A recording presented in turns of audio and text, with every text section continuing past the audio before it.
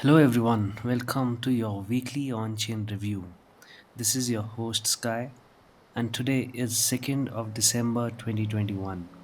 Let's go ahead and look at some important charts.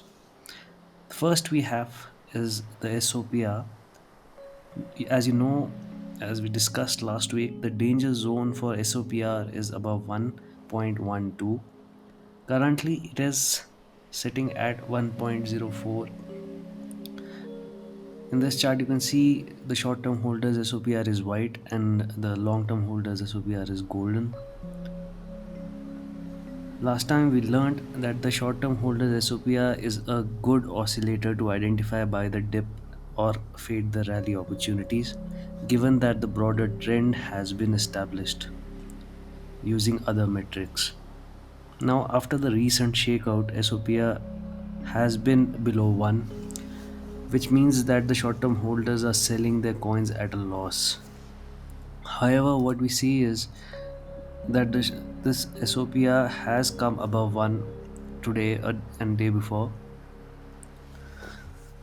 And in a bull market, you want to buy the retest of 1 as support. In a bear market, you want to sell the underside retest of 1 as a resistance. And when SOPR is equal to 1, it signifies a neutral state.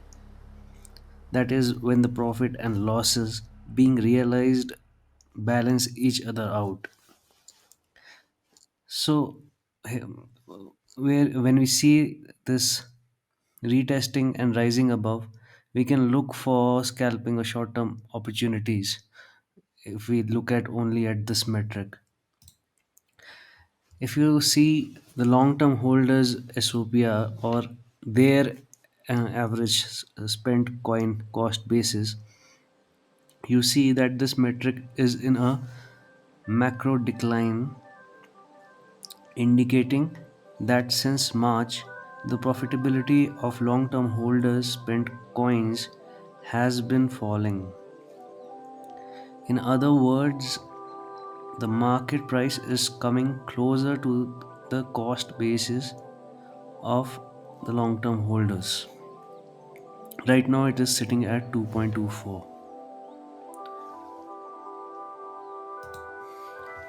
The next chart we have is we showed this chart on in the last report. We were saying that the short-term holders' realized price or their cost basis, the support for that is resting at 53k, and currently also it is around 53k region. This signaled to us last week that any moves near that level would likely be a battleground to re-establish bull dominance. This was one of the best places in all of this history to be a bull, and because this support is a very important support, it has proven to be a very important support. As you see in the previous, this is the 2017 chart, and throughout 2017, as soon as we reclaimed it, then it was acting as a very significant support for the bull run. This is the MVRV, short term holders MVRV. So whenever it reaches at 1, it signals buying by the dip opportunity in a trending market.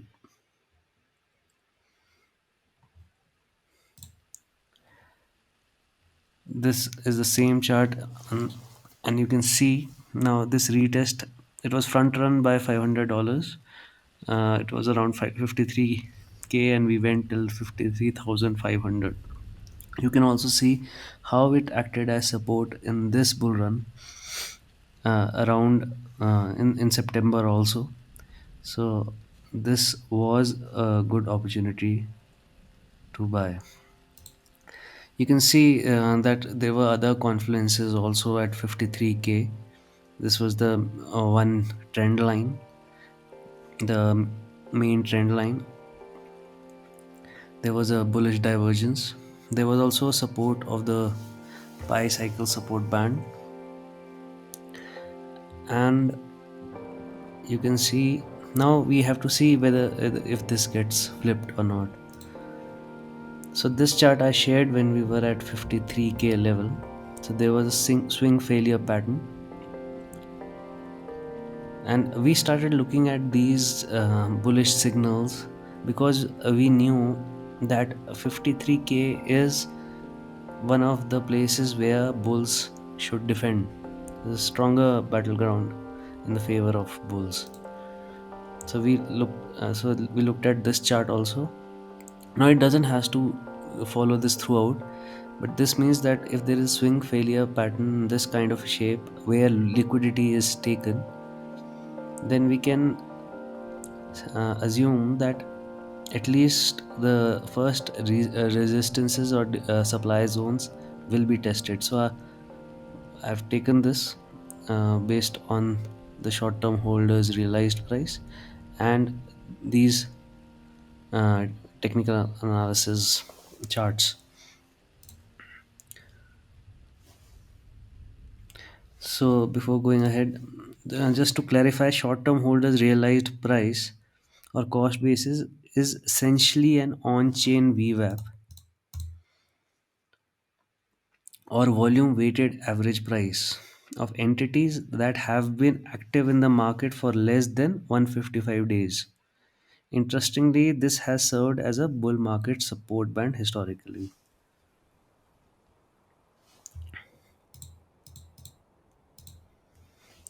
This is the death cross which we are witnessing right now, which happened 4 5 days back. And just to put it in context, we have a death cross here. We had a death cross here. Death cross is when 20-day moving average crosses below 50-day moving average.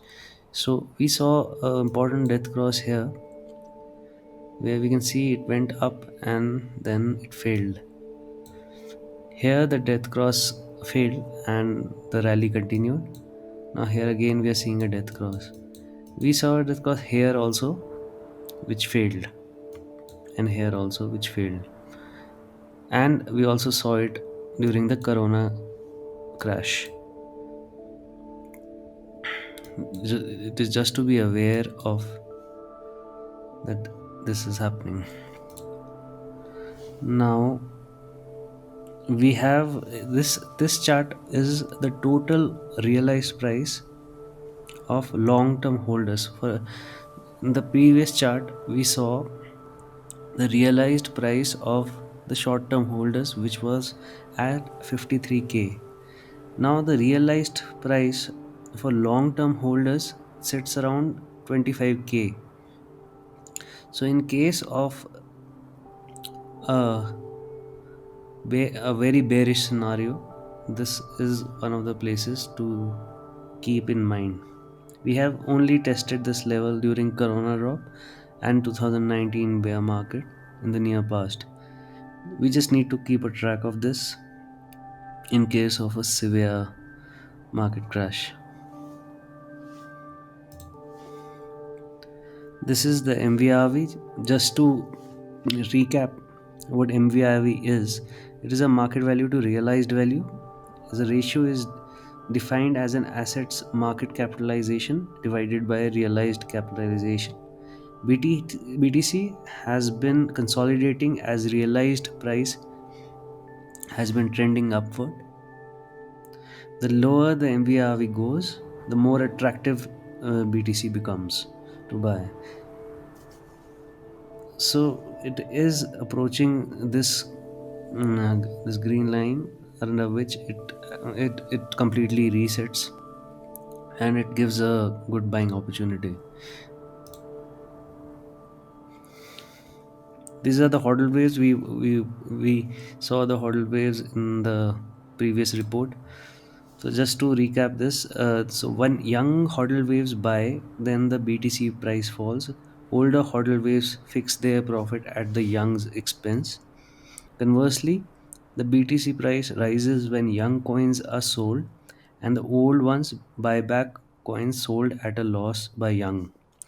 Short term holders are in the present market. We can see that short term holders are swing trading. Those who bought at 29K and 40K almost 2x their position at the highs and they took profits. Right now, we see that most of the supply in the dip has been from the short term holders. It is seen that long term holders have decreased their supply as the dip progress.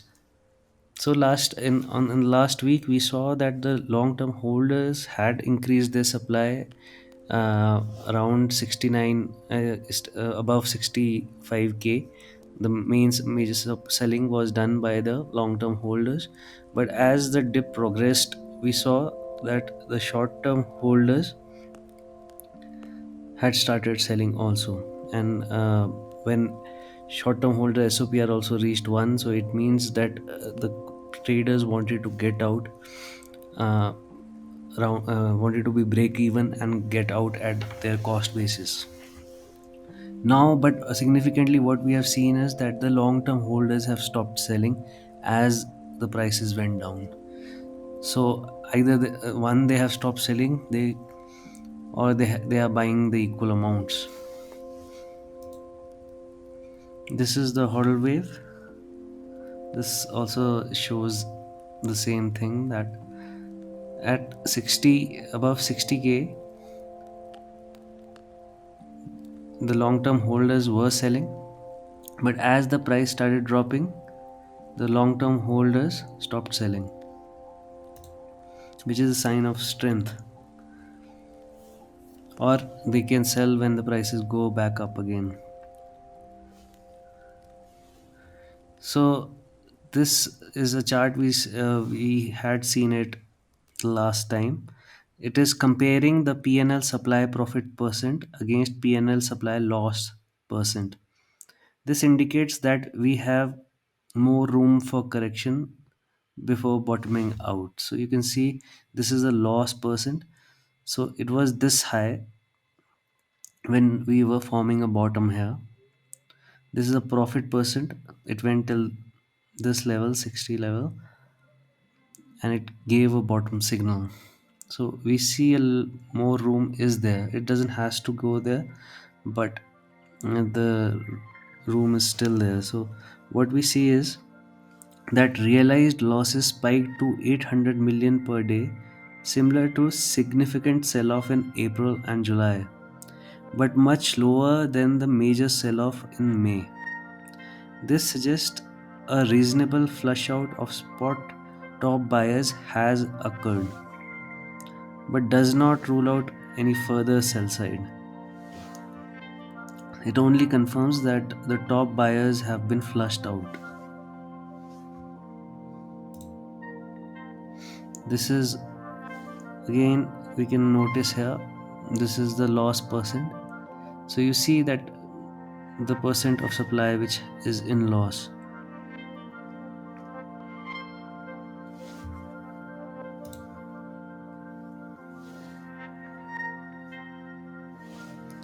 This is the realized profits.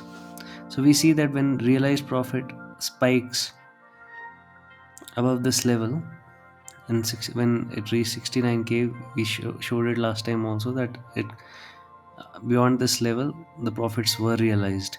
Now we saw a spike at 59K also again, which also led to another down move. So we will have to keep a track of this, that whenever this spike happens, it indicates that profit taking is taking place. This is a chart which shows net unrealized profit and loss, or NUPL. This specifically looks at the difference between unrealized profits and unrealized losses to determine whether the network as a whole is currently in a state of profit or loss. We see that when the NUPL value rises above the 0.65 to 64 level, it experiences a strong jump. However, here what we saw was that it got rejected from this important level. Now NUPL sits at 0.57. The chart shows us the squeeze between investors in profit and price. We have a lot of room to run according to this metric if we compare the tops of previous cycles, but at the same time, in case of a drop, we would be looking at the support area, which is around 0.48, which can be the place to manage risk if it has to come down. For now, it has been rejected. The one of the most important signals will be when this is flipped, because when you see here, whenever it is flipped, it starts a very strong rally. So we will be monitoring this.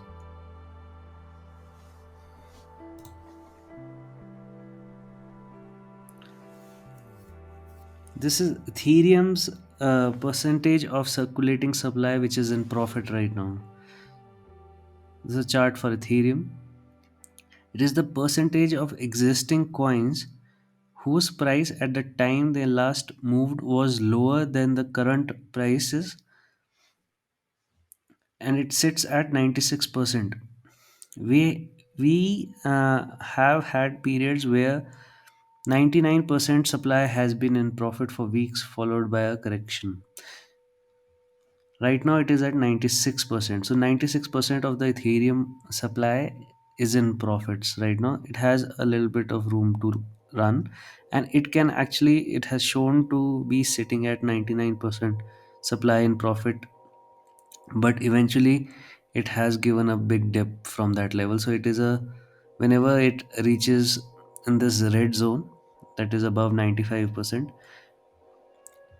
it is be no, it can't be a long term investment or a mid term investment also, but it can be a very good short term play, because we see parabolic rallies also this when this reaches above this level.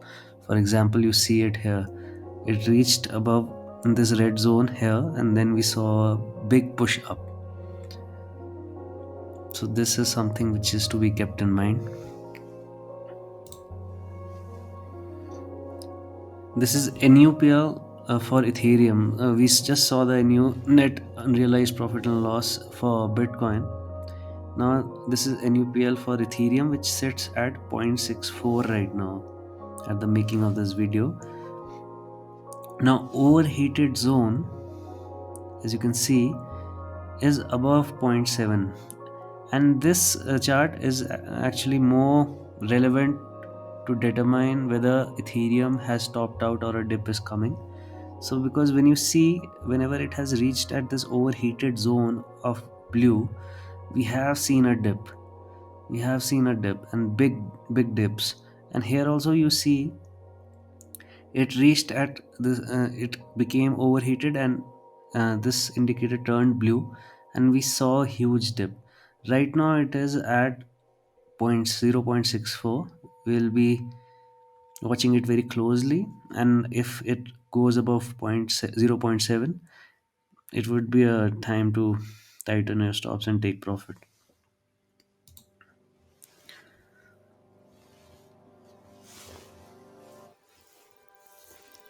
Next chart we have is the funding and open interest. Funding means periodic payments, either to the traders that are long or to those who are short, based on the difference in price between perpetual contract markets and spot. So funding becomes effectively actionable when it has an inverse correlation with price. So for example, when the price is going down but funding is increasing, it means that spot is buying while the leverage or margin traders are fading the increase in price, which leads to added strength for the demand side because of sell side liquidations. Similarly, when the price is going down but the funding is increasing, it means that margin traders are buying the dip, This can lead to sell side liquidity to increase as margin traders get liquidated, ultimately causing a liquidation cascades. Chances of liquidation cascades increase if the collateral which these traders are using is the same asset rather than the stable coin.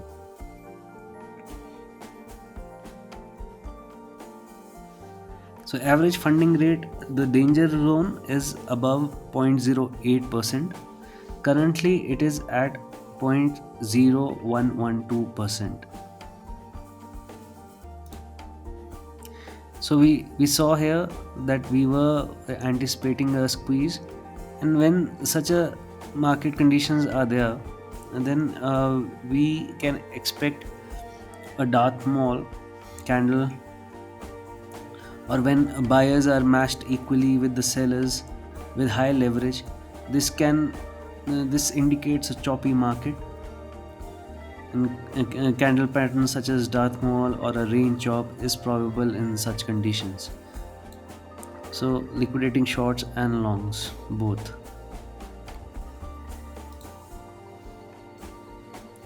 This is the open interest.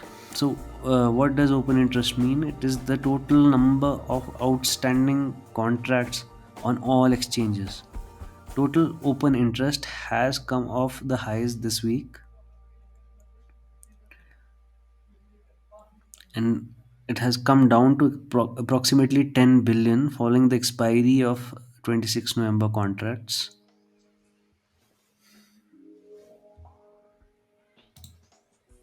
Now, if we see open interest and funding both together,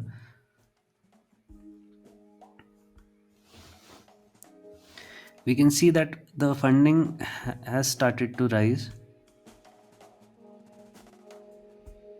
The open interest, we see it is at very high rates, and it actually jumped to these levels after the ETF in the US market has significantly increased the open interest.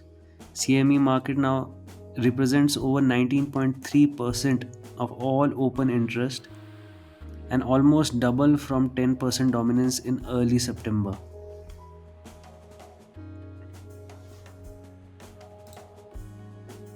This is a leverage, and it is also at an all-time high, and it still looks pretty dangerous, but the nature of leverage has changed. We see that leverage is there is a lot of short people there are a lot of people who are shorting,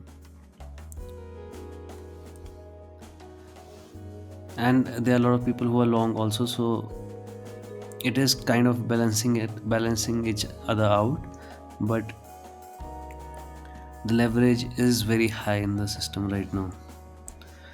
We will see it in confluence to the whale ratio also. Now last time we saw this chart, and we noticed that there has been a 91% increase. That indicates that the top 10 deposits take 91% of the deposit volume across all exchanges in the hourly time frame. Whale deposits are usually not a good sign. And if you see last 3 days, this is the number of whales, an historic representation. So whenever we have seen this spike, we see this dump, this spike. We saw a little bit of correction here, spike, and this correction at 66, and now also it is spiking.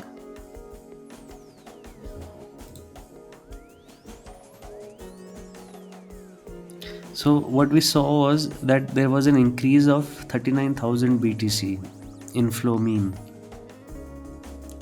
which is the average BTC inflow to all exchanges, and it has skyrocketed since yesterday. Above is a down. This represents a downside risk or a weakness zone. The possibility of a dump in the future has emerged because of these whale inflows. So what it can do is it can rally up, liquidate the shorts, and then dump, liquidating the longs. These are the whale games. You can see another chart which shows this. So this has been the inflow of from the whales.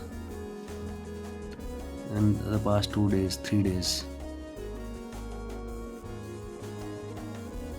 And if we see these three charts in confluence with the funding rate where we were anticipating a Darth Maul,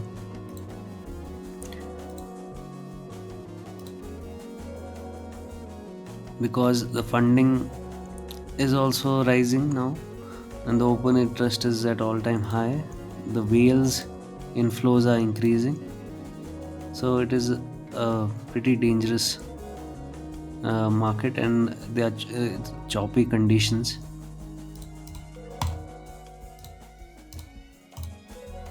Yes.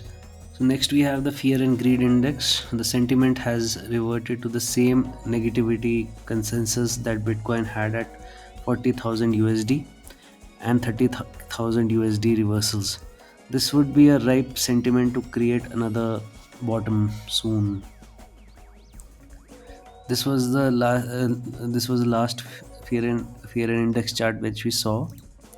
This is right now. So last time we saw it, it had not reached this zone, which was this zone was created at 29k, 2930k the sentiment. Now we see that it has bounced off that. So when we made this shape here on fear and greed index, we also formed a bottom around 29k. So it will be incredible if we are forming a bottom at a confluence of 53k after um, after flushing out the over leveraged longs and shorts. If we can form the next bottom above 50k or 48k, that will be incredible. The loss of 53k can take us way down, so the risk has to be managed from there. So that's the report, guys, and thank you for waiting till the end.